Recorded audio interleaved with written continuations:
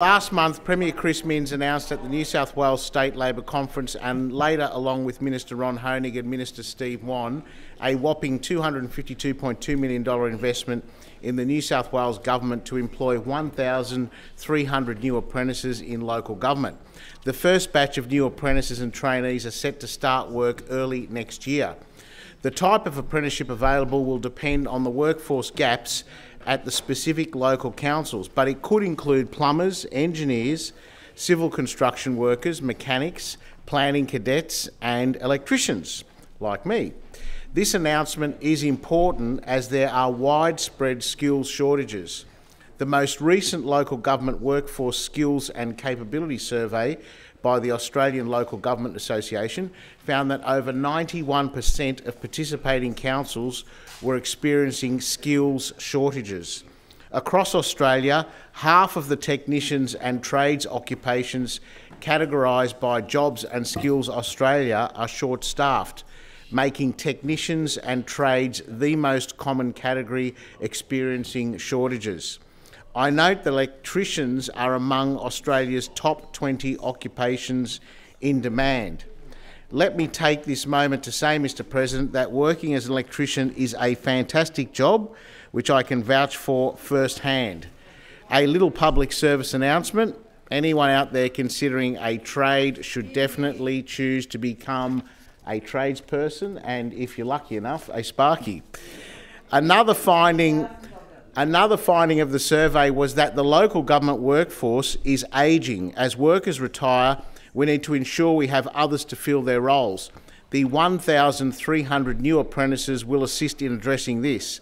These apprenticeships offer an important way for new generations to learn from experienced workers.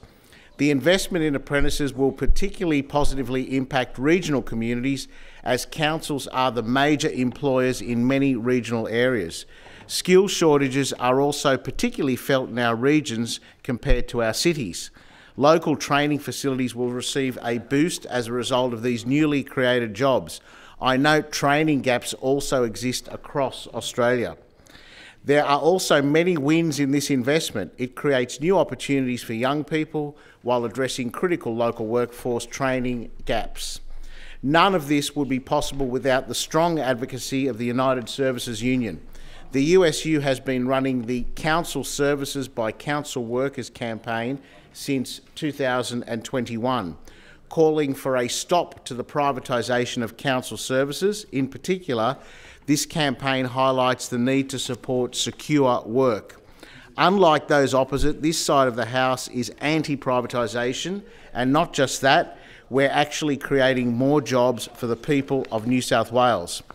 I want to commend Graham Kelly and the USU on this long-fought campaign to keep council jobs in council hands. Their continued advocacy and work to protect council jobs is very important, and I also want to congratulate the Minister for Local Government, Ron Honig MP, for this important announcement. Mr. Deputy President, this is a classic example of a Labor government doing Labor things. We come to power on the promise of solving the skills shortages and using the power of government, that is, the tier of government which is local government, which we still have influence over because they haven't had the chance to flog all that off. So we've still got some influence over it. And using that incumbency and using that power to enter the marketplace and make sure that employers, in partnership with the unions and the government, provide those first-class apprenticeships. Now, I've got to tell you, from first-hand experience, Mr. Deputy President, I was lucky enough to have a first-class apprenticeship from the then Sydney County Council, which was 100% owned by the state government.